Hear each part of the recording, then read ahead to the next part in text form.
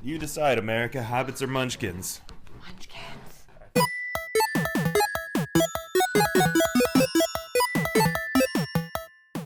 Hi, welcome to Game and Read Afterwards with Erin and Peter. We're here to make some additional pairings with our Monday video, which was time travel with the video game Braid and the book Seconds by Bryan Lee O'Malley. So I'm going to start with my recommendation. Peter has a lot, so I'm going to get mine in first. And it is 11/22/63 by Stephen King. It's a big fat book and it is perfect. I love it. It is the general plot. The general plot is there's this guy, and through situations he realizes there's a place in which he can go back in time to 1963 and attempt to prevent the assassination of President Kennedy. And so Peter hates alternate histories, but I love this book. It is fantastic. It is wonderful. I thought it would fit really well with this episode this week because he relives the same days over and over again. So if he messes up, he can leave into his real world and then go back and everything is exactly like he got there the first time he got there.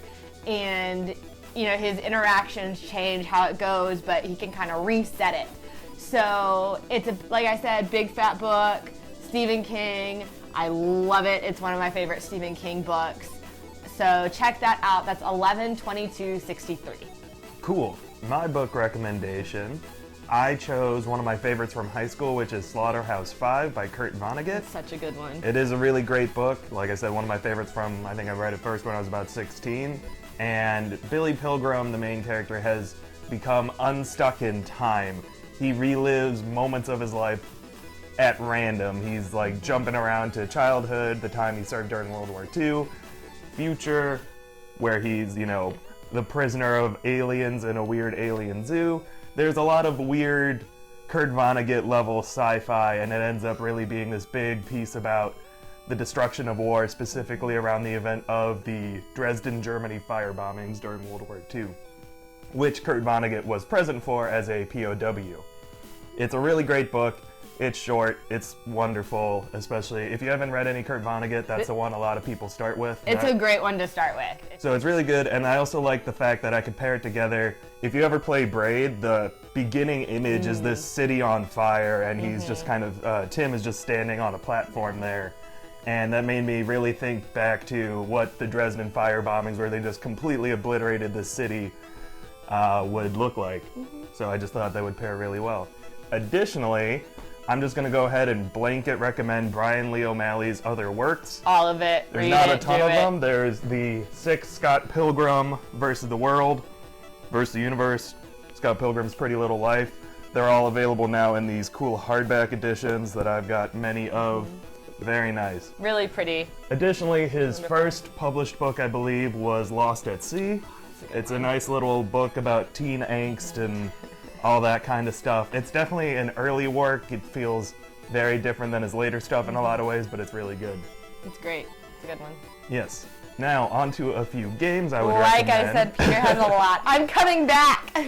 I would throw in, it's a little bit different than these kind of time travels, but Day of the Tentacle, which was a point-and-click adventure by, I believe, LucasArts, but it's a Tim Schafer game where you...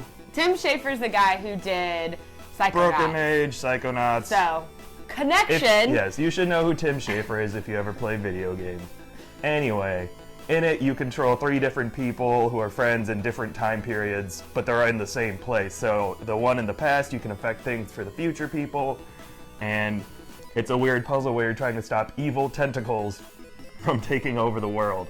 It's a good one. Although it's not actually available out right now, they might be doing a remastered edition, so you might have to wait a little for a while for that, unless you can find a way to play really old computer games. Unless you're magic. I have to give a shout out to Harry Potter and the Prisoner of Azkaban. If you've read the book or seen the movie, you know that there is this little device called a time turner that lets you go back in time almost like time travel. It is time It is travel. time travel, actually. It's exactly. And it's very personal time travel. You go back, in one day. You can go back a couple different times. It has multiple uses in the third installment of the Harry Potter series. One in particular is pretty significant that I won't spoil. It's kind of the crux of the whole book. It's the crux of the whole book. So, if you haven't read Harry The Potter... Horcrux of the whole book, even though it's not a Horcrux. Dun dun, it's not a Horcrux. That's not a spoiler. Just Anyway, wordplay. if you haven't read the Harry Potter books or seen the Harry Potter movies, I always... What are you doing? What are you doing with your life? What are you doing watching this? Go right now.